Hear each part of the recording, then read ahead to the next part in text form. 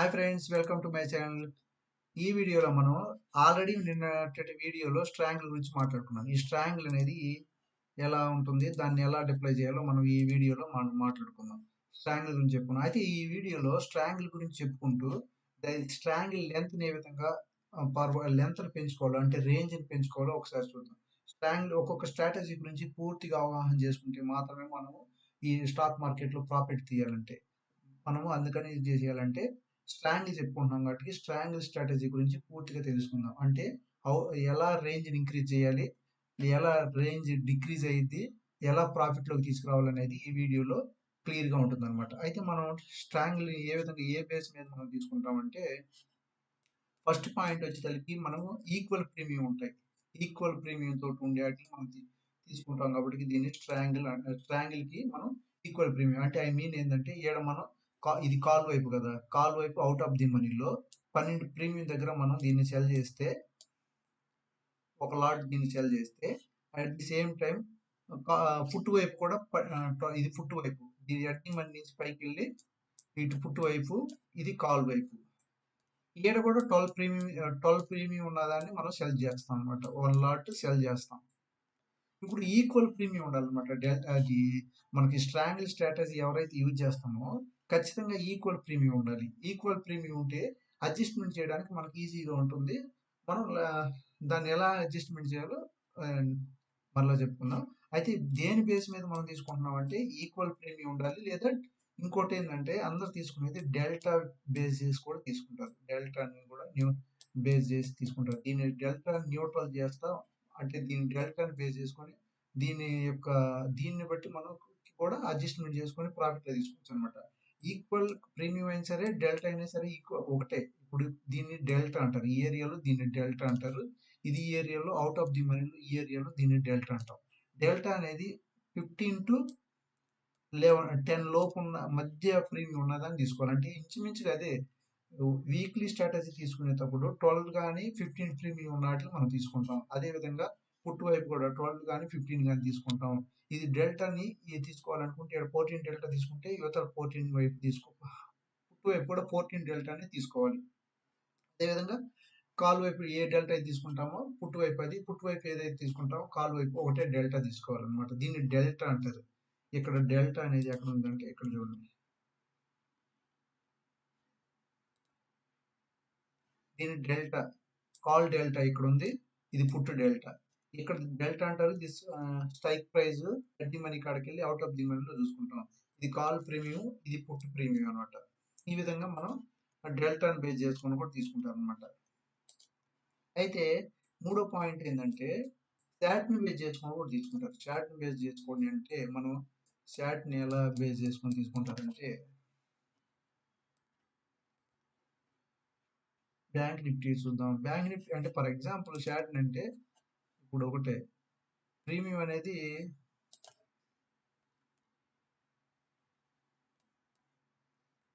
ఇప్పుడు ఇక్కడ ఉంది. మార్కెట్ ఇక్కడ ఉంటే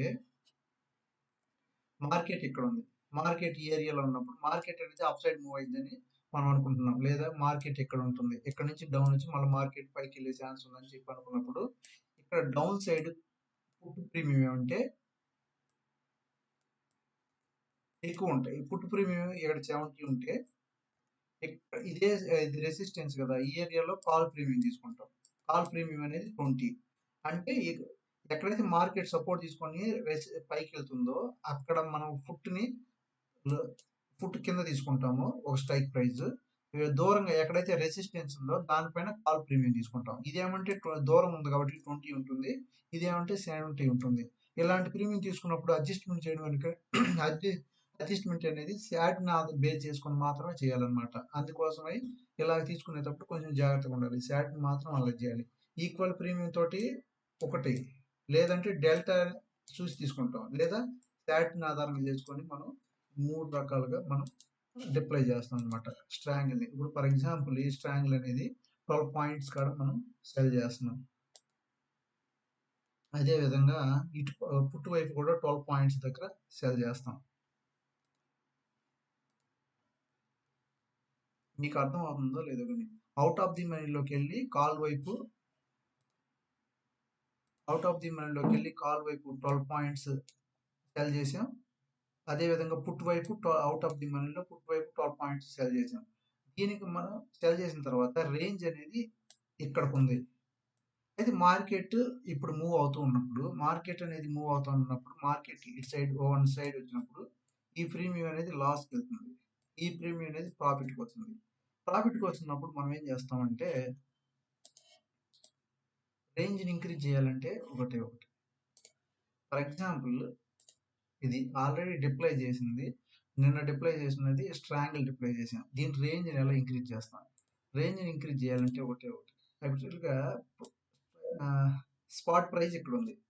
ఇప్పుడు మనకి ఈ రేంజ్ అనేది ఈక్వల్గా ఉంది కాబట్టి ఇంచుమించుగా ఇబ్బంది లేదు. కానీ ఈ రేంజ్ని మనం ఏం చేయాలంటే ఒకటే మనం ప్రాఫిట్లో ఎవరైతే బిగినర్స్ ఉన్నారో వాళ్ళు ప్రాఫిట్లో ఉండాలంటే రేంజ్ అనేది ఎక్కువ ఉండాలి. ఎక్కువ ఉంటే మార్కెట్ అనేది ఈ ఏరియాలో ఈ సెంటర్లోనే ఎక్స్పైరీ అవుతుంది కాబట్టి ఖచ్చితంగా మనం ప్రాఫిట్లో ఉంటాం. చాలా మంది ఏం చేస్తారు, ఒక 50% చేంజ్ అయినప్పుడు, అంటే ఫర్ ఎగ్జాంపుల్ ఈ ప్రీమియం అనేది ఈ ప్రీమియంలో ఈ ప్రీమియం తీసుకోండి. మనం 50 సెల్ చేసాం. ఇప్పుడు 20-25 ఉంది. 20-25 ఉంది కాబట్టి ఇది ఇంచుమించుగా పెద్ద చేంజ్ లేదు కాబట్టి నేను ఎలాంటి అడ్జస్ట్మెంట్ చేయలే. మనం చేంజ్ చేయాలంటే 50% చేంజ్ వస్తే మనం మార్కెట్ దీన్ని చేంజ్ చేయాలి. 50% చేంజ్ అంటే అర్థమైంది. ఇది 50 తీసుకున్నాం. ఫర్ ఎగ్జాంపుల్ ఇది 30కి వచ్చింది. ఇది 15కి వచ్చింది. 15కి వచ్చింది కాబట్టి రెండు ప్రాఫిట్లోనే ఉన్నాం. ప్రాఫిట్లో ఉన్న తర్వాత ఇది 50లో ఉంది. ఇది 30లో ఉంది. ఇది 15లో ఉంది. అంటే సేమ్ వీటి మధ్య డిఫరెన్స్ అనేది ఎంత ఉంది? 50% ఉంది కదా! ఈ 50% ఉండడం వల్ల డెల్టా అనేది హెవీగా ఉంటుంది. గ్రీక్స్‌లో ఈ డెల్టా అనేది డిఫరెంట్ ఎక్కువగా ఉంటుందన్నమాట. దీనికి డెల్టా ఇప్పుడు -7 ఉంది కదా! -7 ఉంటే పర్లా. ఈ డెల్టా 50% వచ్చినప్పుడు హెవీగా ఉంటుంది. హెవీగా ఉన్నప్పుడు ఏం చేస్తుందంటే ఈ డిఫరెన్స్ అనేది 50% ఉన్న వైపు లాస్ వచ్చే ఛాన్స్ ఎక్కువ ఉంది. మార్కెట్ కొంచెం మూవ్ అయినా డెల్టా ఎక్కువ ఉంటే లాస్ ఎక్కువగా ఉంటుంది. అందువలన మనం ఏం చేయాలంటే డెల్టా న్యూట్రల్ చేయడం కోసం ఏం చేస్తామంటే ఈ డెల్టా న్యూట్రల్ చేయడం కోసము మనము దాన్ని మారుస్తాం అనమాట. ఎట్లా మారుస్తాం? మారడం అంటే ఇది 50% చేంజ్కి వస్తే మనం ట్రేడ్ తీసుకోవాలి. ట్రేడ్ తీసుకోవడం అంటే ఫర్ ఎగ్జాంపుల్ ఇది మనం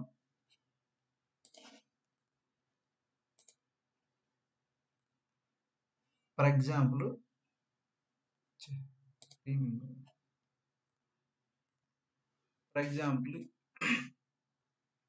ఇది రెండు ప్రాఫిట్లో ఉన్నాయి కాబట్టి ఇబ్బంది లేదు. ఎందుకంటే ఇది డౌన్స్కి వచ్చింది, ఇది 20కి వచ్చింది. ఇది 50, ఇది డౌన్ ఫాల్ జరిగింది అంటే ప్రీమియం డీకే జరిగి 25కి వచ్చింది. ఇది ఎంత 1791, ఇది 1689 రూపాయలు ప్రాఫిట్లో ఉన్న మొత్తం 3400 ప్రాఫిట్లో ఉన్న రేంజ్ వీటి మధ్య డిఫరెన్స్ అనేది 50% లేదు కాబట్టి మనం ఎలాంటి అడ్జస్ట్మెంట్ చేయాలి. ఫర్ అలా కాకుండా ఇది ఈ 50% చేంజ్ వచ్చింది అనుకో. 50% చేంజ్ అంటే ఇది ఒక పైకి పెరిగి ఇది పైకి పెరిగి లేదా ఇప్పుడే తీసుకున్నాం. ఇప్పుడు రేంజ్ అనేది ఎంత ఉంది? రేంజ్ని ఎలా అడ్జస్ట్మెంట్ చేస్తాం? 50% చేంజ్ వచ్చినప్పుడు అడ్జస్ట్మెంట్ చేస్తాం. 50% వచ్చినప్పుడు ఇది 30, ఇది 15 వస్తే ఇప్పుడు రేంజ్ని ఇంక్రీజ్ చేయడం ఎలా? రేంజ్ ఇప్పుడు ఒక రేంజ్ ఉంది. ఈ రేంజ్లో ఉన్నాయి. ఇప్పుడు చూద్దాం. ఇది 30లో ఉంది. ఇది 15లో ఉంది. స్పాట్ ప్రైస్ ఇక్కడ ఉంది. మార్కెట్ అనేది దీనికి దగ్గరలో ఉంది కాబట్టి ఇది పెరిగింది. ఫర్ ఎగ్జాంపుల్ ఇది దూరంగా ఉంది కాబట్టి ఇది తగ్గింది. ఇప్పుడు ఏం చేస్తాం? ప్రాఫిట్లో ఉన్నా లేకపోయినా రేంజ్ని ఇంక్రీజ్ చేయాలంటే ఫస్ట్ మనం డిప్లై చేసిన తర్వాత ఈ రెండు ప్రాఫిట్లో ఉన్నాయి. ఓకే, ప్రాఫిట్లో లేకుండా ఇది ఇంక్రీజ్ అయ్యి ఇట్లా వచ్చినప్పుడు ఒకటి లాస్లో ఉంటుంది. అంటే మనం 20కి 20 కొన్నాం అనుకుంటే ఇది 35 పాయింట్స్ లాస్లో ఉంటుంది, ఇది 5 పాయింట్స్ గెయిన్లో ఉంటుంది కదా. ఈ రేంజ్ని ఇంక్రీజ్ చేయాలంటే ఏం చేయాలంటే చాలా మంది ఏం చేస్తారంటే ఇది ప్రాఫిట్లో ఉంది కదా, ఇది ప్రాఫిట్లో ఉంది కాబట్టి దీన్ని ఎగ్జిట్ అయిపోయి దీనికి ఈక్వల్ ప్రీమియంని ఎంటర్ అవుతారు. అంటే 30లో ఎంటర్ అవుతారు. ఈ రెండు కూడా 30లో ఉన్నాయి అనమాట. 30లో ఉండడం వల్ల రేంజ్ అనేది డిక్రీజ్ అయిపోయింది. ఇది 30, ఇది 30 కాబట్టి రేంజ్ అనేది డిక్రీజ్ అయింది. అలా కాకుండా రేంజ్ డిక్రీజ్ అవ్వడం వల్ల మార్కెట్ అనేది ఒకవైపు మూవ్ అయితే మనకు లాస్ వచ్చే ఛాన్స్ ఉంది. అందుకోసం ఏం చేస్తామంటే రేంజ్ ఇంక్రీజ్ చేస్తాం. అంటే మనకి 7 డేస్ ఉంది. 7 డేస్ ఉంటే ఫస్ట్ థర్స్‌డే రోజు ఉపయోగిస్తే Thursday, Friday, Thursday and Friday ఈ 2 రోజులు కూడా మనకి మార్కెట్ గాని 50% చేంజ్ చూస్తే మనం రేంజ్‌ని ఇంక్రీజ్ చేయాలి. రేంజ్‌ని ఇంక్రీజ్ చేయకపోతే మనం మార్కెట్ మూవ్ అయితే లాస్‌కొచ్చేస్తాం. అందుకని ఏం చేస్తామంటే ఇప్పుడు ఫర్ ఎగ్జాంపుల్ 30 అన్నాము. ఇది 15 అన్నాం కదా!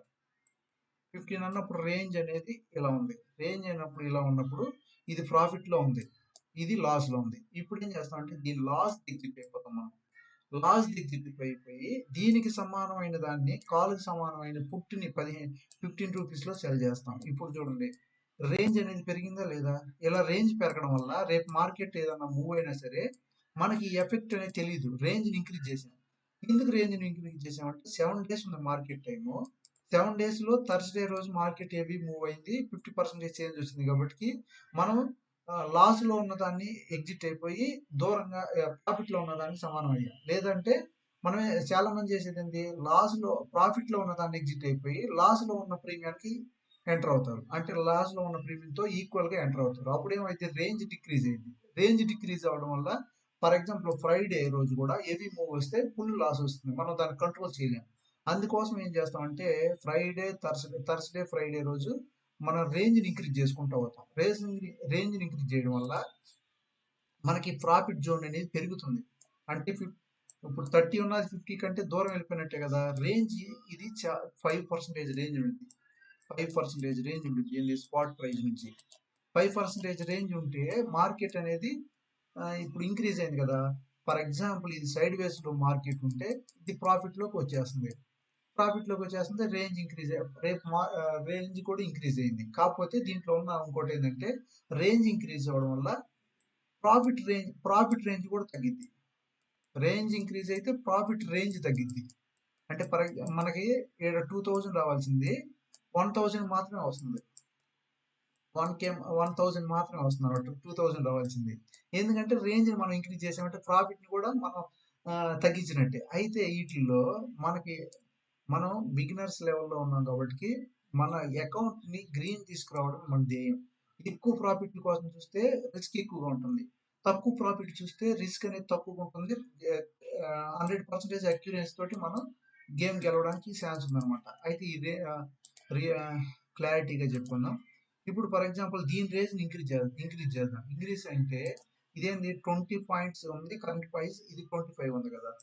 రేంజ్ అనేది ఇట్లా ఉంది. ఇప్పుడు ఏం చేస్తాం మనం నేను చెప్పేదంటే ఇంకా రేంజ్‌ని ఇంక్రీజ్ చేయాలంటే వెరీ సింపుల్. ఇది ఎక్కువగా ఉంది కదా! దీన్ని ఎగ్జిట్ అయిపోవాలి. ఎక్కువ ప్రీమియం ఉన్న దాన్ని ఎగ్జిట్ అయిపోతాం.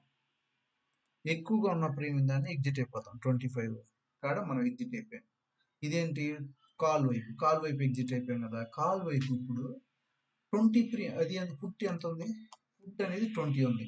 20తో సమానమైన ప్రీమియాన్ని ఎంటర్ అవుతాం అన్నమాట. అంటే ఇప్పుడు దీని ఈక్వల్ లేదు. బట్ నేను చెప్తున్నా. అంటే రెండు ప్రీమియంల మధ్య డిఫరెన్స్ అనేది 50% వచ్చినప్పుడు మనం ఏం చేస్తామంటే దానికి ఈక్వల్ అయిన ప్రీమియాన్ని ఎంటర్ అవుతాం. ఎక్కడ ఏం చేస్తాం 20 కాడ ఎంటర్ అవుతున్నాం. 20 అంటే ఇక్కడ ఉంది. అంటే 100 పాయింట్స్ బిలోకి వెళ్ళిపోయాం. బిలోకి వెళ్ళిపోయిన తర్వాత 4 లాట్స్ కాబట్టి 4 లాట్స్ తోటి ఎంటర్ అయ్యాం. దీనికి కూడా సేమ్ ఒకటే క్యాపిటల్ అయింది. రేంజ్ 92% అయింది. ఇక్కడ ప్రాఫిట్ 6000 ఉండేది 5800కి రిడ్యూస్ అయింది. కాకపోతే సేఫ్ జోన్ అనేది పెరిగిపోయింది. చూడండి ఇందాకటికంటే ఇప్పుడు ఇంకా రేంజ్ పెరిగిపోయింది. ఇక్కడ చూడండి ఇంకా రేంజ్ అనేది పెరిగింది. ఇట్లా రేంజ్ పెరగడం వల్ల మార్కెట్ అనేది ఒకవైపు మూవ్ అయినా సరే మనకి ప్రాఫిట్ అనేది ఎక్కువ వస్తుంది అనమాట. ఫర్ ఎగ్జాంపుల్ నేను అనేది ఇది 20లో ఉంది. ఇది 20లో ఉంది. ఇది 10కి వచ్చింది అనుకుందాం. దీన్ని 10కి ఎగ్జిట్ అయిపోదాం. 10కి వచ్చింది అనుకుందాం.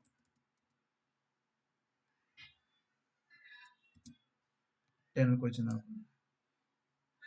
ఇప్పుడు రేంజ్ చూడండి. రేంజ్ అనేది ఇక్కడ మీకు యాక్చువల్‌గా డిప్లై చేస్తున్నాను కాబట్టి మీకు అర్థం కాలేదు.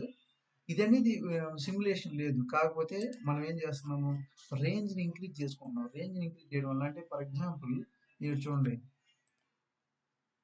రేంజ్‌ని ఇంక్రీజ్ చేస్తున్నాం. ఇక్కడ 15 కాడ మనం ఎంటర్ అయ్యాం. అది డీకే అయింది. డీకే అని కాదు మార్కెట్ ఇక్కడ ఉంది. ఇది 15 ఉంది. ఈ రెండింటి మధ్య డిఫరెన్స్ అనేది 50% చేంజ్ అయినప్పుడు మనం ఏం చేస్తున్నాం? లాస్‌లో ఉన్న దాన్ని ఎగ్జిట్ అయిపోయి, అంటే దాని ప్రీమియం ఎక్కువగా ఉంటుంది కదా!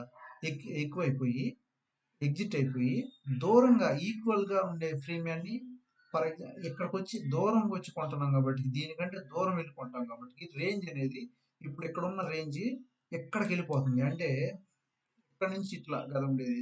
అది పుట్టుంటుంది, ఇది కాలుంటుంది. ఇక్కడ ఎగ్జిట్ అయిపోయి మనం దానికి దూరంగా వెళ్ళిపోయి ఎంటర్ అవ్వడం వల్ల ప్రీమియం అనేది రేంజ్ అనేది ఇంక్రీజ్ అవుతుందనమాట. ఇలా రేంజ్ ఇంక్రీజ్ అవ్వడం వల్ల మనకు మార్కెట్ అనేది ఎంత మూవ్ అయినా సరే మనం ప్రాఫిట్‌లోకి వెళ్ళిపోతాము. అది స్ట్రాంగిల్ యొక్క స్ట్రాటజీ.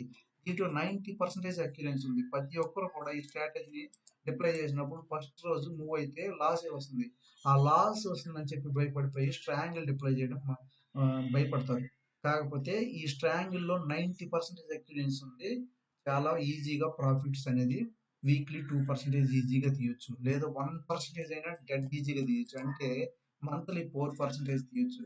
4% అంటే ఇయర్లీ 48% తీయొచ్చనమాట. ఖచ్చితంగా. ఈ స్ట్రాంగిల్ అనేది చాలా చాలా ఈజీ. ప్లస్ మార్కెట్ సైడ్ వేస్‌లో ఉంటే డెఫినెట్‌లీగా ప్రాఫిట్ వస్తుంది. 2% మూవ్ అయినా సరే మార్కెట్‌ని మనం దీన్ని అడ్జస్ట్‌మెంట్ చేసి ప్రాఫిట్‌లోకి తీసుకురావచ్చనమాట. ఈ వీడియో మీకు నచ్చితే లైక్ చేయండి, షేర్ చేయండి. వీడియో ఇంతటితో క్లోజ్ చేస్తున్నా. రేపు దీన్ని రేంజ్‌ని ఎట్లా ఇంక్రీజ్ అవుతుంది కదా! దాన్ని ఇంక్రీజ్ అయిపోయేటప్పుడు మన ప్రాఫిట్ తగ్గుతుంది కదా! ప్రాఫిట్ అనేది ఏ విధంగా ఇంక్రీజ్ చేసుకోవాలో రేపు మాట్లాడుకుందాం. ఓకే. బై.